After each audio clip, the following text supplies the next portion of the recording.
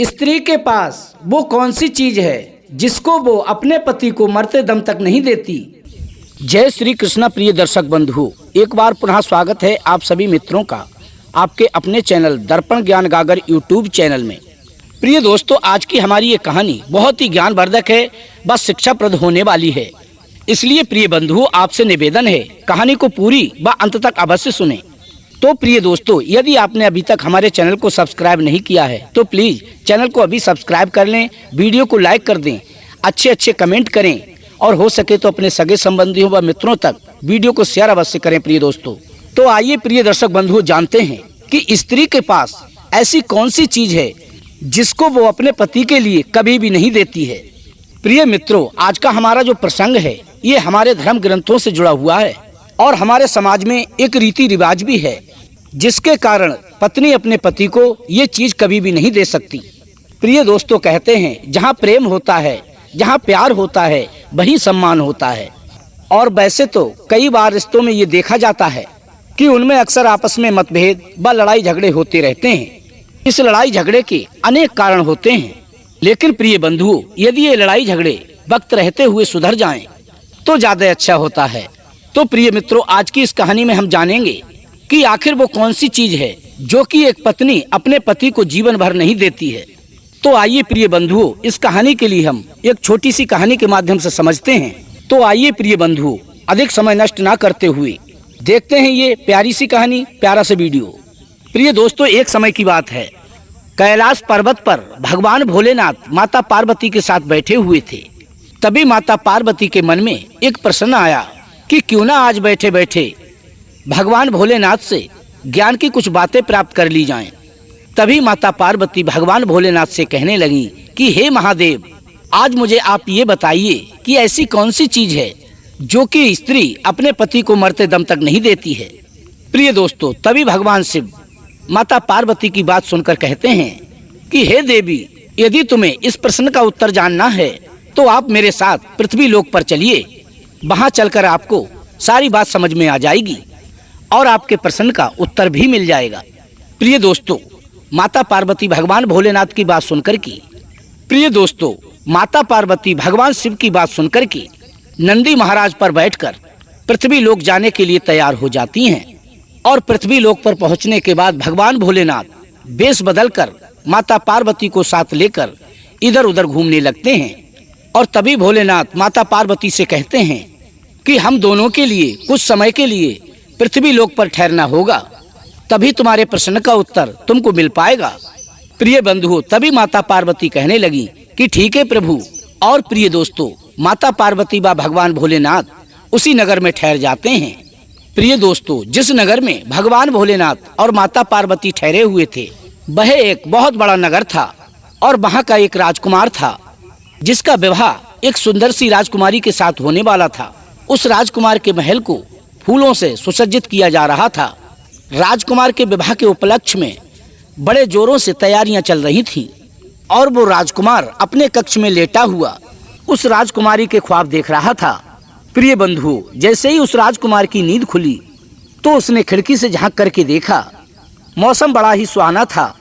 तो राजकुमार के मन में राजकुमारी से मिलने की इच्छा जागृत हुई और वो राजकुमार राजकुमारी से मिलने के इरादे से अपने घर में सभी से छुपते छुपाते घोड़े पर सवार होकर राजकुमारी से मिलने को चल दिया। प्रिय दोस्तों, तभी चलते चलते उस राजकुमार को बहुत तेज प्यास लगने लगी। तभी वह पानी की तलाश करने लगा। अंततः प्रिय दोस्तों, कुछ तलाश करने के बाद उसको पानी मिल ही गया और वो राजकुमार उस जलाशय के पास पहुंचता है। जैसे ही वो उसके पास पहुंचा तो उसने देखा कि वहां पर तो पानी ही नहीं है, वो जलाशय बिल्कुल सूखा पड़ा हुआ है।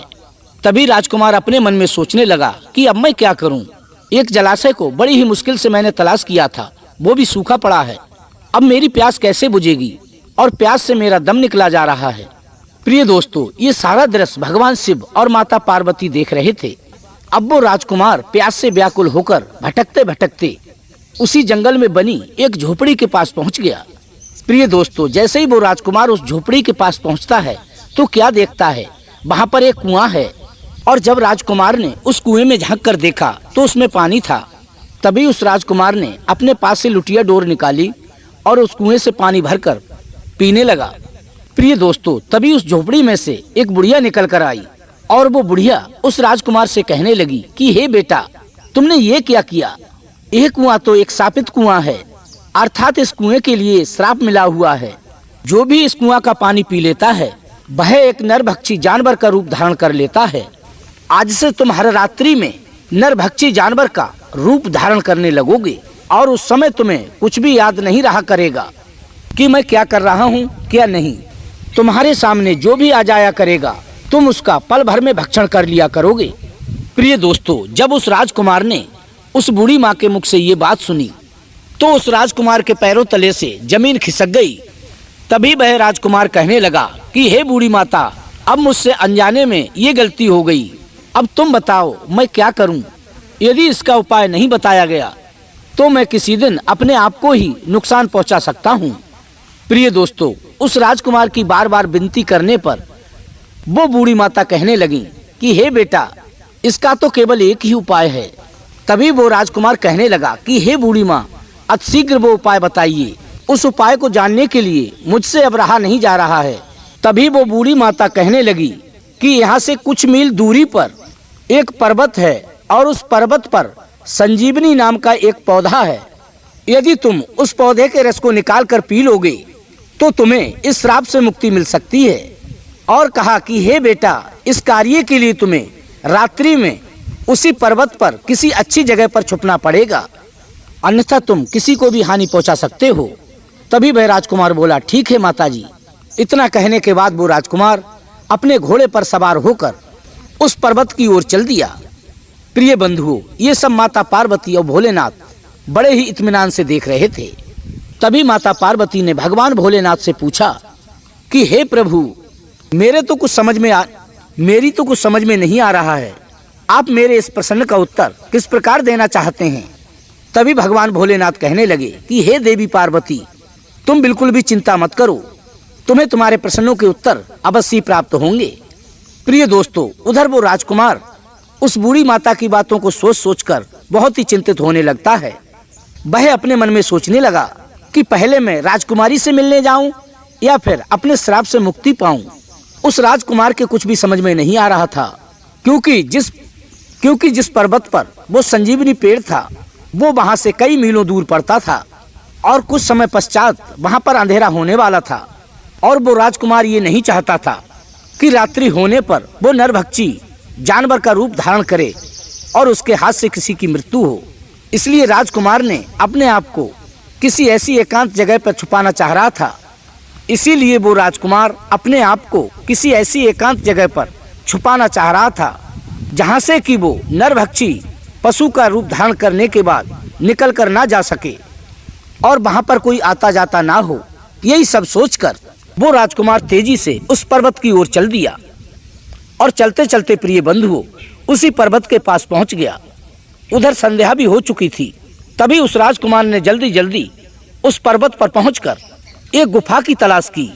जैसे उसको वो गुफा दिखी तो वो उस गुफा में घुस गया और अंदर पड़ा एक बड़ा सा पत्थर उसने उस गुफा के दरवाजे पर लगा दिया। और प्रिय दोस्तों, उसी गुफा में एक खूंखार भेड़िया रहता था। उसी गुफा के अंदर प्रिय दोस्तों एक खूंखार जानवर रहता था, जिसके डर से वहां का पूरा क्षेत्र त्राही त्राही करता था। प्रिय दोस्तों, उस गुफा के अंदर पहले से ही वो खूंखार जानवर, प्रिय दोस्तों उस गुफा के अंदर एक खूंखार आदमखोर प्रिय दोस्तों जिस गुफा में वो राजकुमार घुसा था उस गुफा के अंदर एक खूंखार आदमखोर शेर रहता था, जो कि पहले से ही वो उस गुफा में बैठा हुआ था। अब तो राजकुमार को देखकर वह आदमखोर शेर गुर्राने लगा। उस राजकुमार का भक्षण करने के लिए वह उसकी ओर बढ़ने लगा। प्रिय दोस्तों, उस भेड़िया को अपनी ओर आते देखकर वो राजकुमार अत्यंत डर गया कि कहीं ये मुझे खा ना ले। प्रिय दोस्तों, तब तक वहां रात्रि हो चुकी थी। प्रिय दोस्तों, राजकुमार को ये सब करते करते रात्रि हो चुकी थी। अब क्या होता है प्रिय दोस्तों, देखते ही देखते वो राजकुमार मनुष्य से नरभक्षी जानवर बन जाता है। प्रिय दोस्तों, उस राजकुमार को नरभक्षी जानवर बनते देखकर वो आदमखोर शेर बहुत ही डर जाता है और वह उस राजकुमार से दूर दूर भागने लगा। और तभी वह नरभक्षी बना राजकुमार उस आदमखोर शेर की ओर बढ़ने लगा। जैसे ही उस आदमखोर शेर ने उस नरभक्षी राजकुमार को अपनी ओर आते हुए देखा तो वो शेर डर के मारे बेहोश हो गया और वह नरभक्षी राजकुमार उस शेर को खा गया।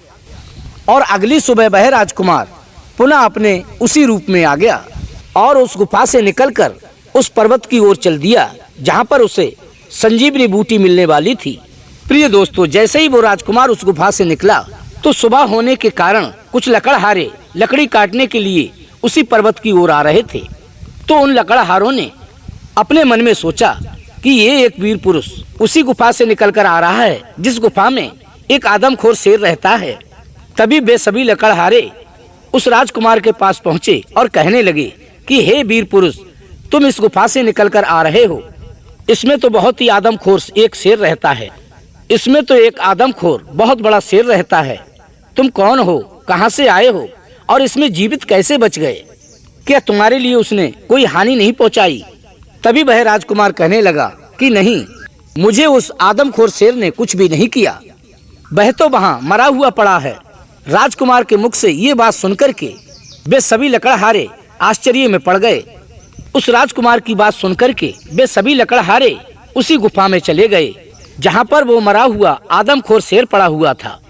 जब उन्होंने वहाँ पहुंचकर देखा कि वो आदमखोर शेर तो वास्तव में मरा पड़ा है। प्रिय दोस्तों, ये बात पूरे राज्य में फैल गई कि एक खूंखार शेर को एक साधारण से व्यक्ति ने मार दिया है जिसे आज तक कोई भी नहीं मार पाया था।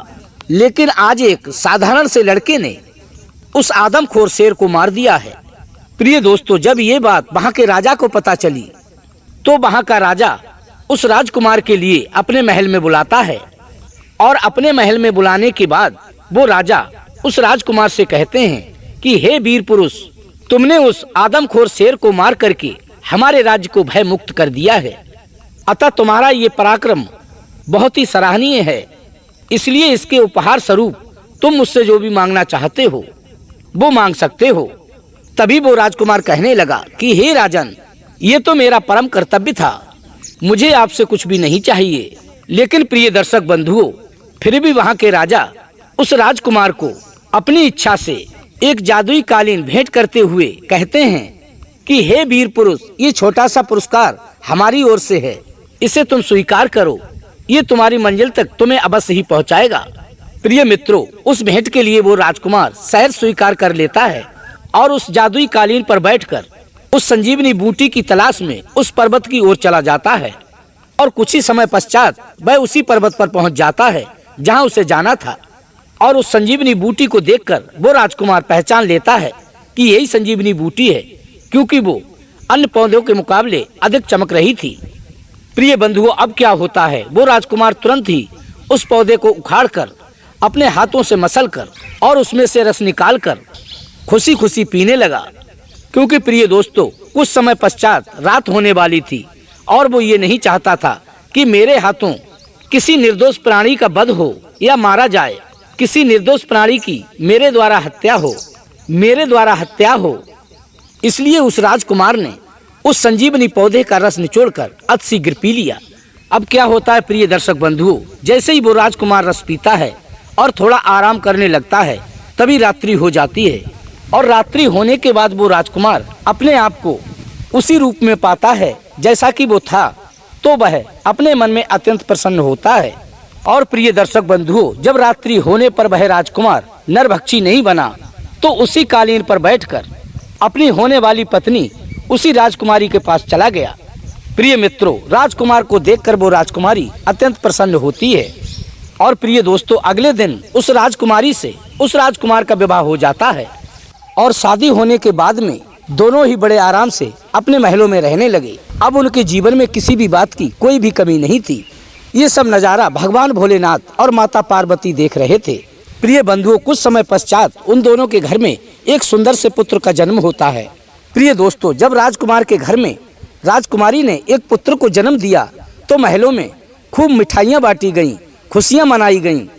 लेकिन प्रिय बंधुओं, अभी भी माता पार्वती को ये राज समझ में नहीं आ रहा था कि भगवान भोलेनाथ मेरे प्रश्न का जवाब किस प्रकार से देना चाह रहे हैं। तभी माता पार्वती भगवान भोलेनाथ से पूछने लगी कि हे स्वामी, मैंने तो आपसे केवल एक छोटा सा प्रश्न किया था कि एक पत्नी जीवन भर अपने पति का साथ निभाते हुए मर जाती है, लेकिन उसके पास वो कौन सी चीज है वो उसको कभी नहीं देती है। लेकिन आप मेरे प्रश्न का उत्तर ना दे करके आपने मुझे यहाँ ला करके खड़ा कर दिया।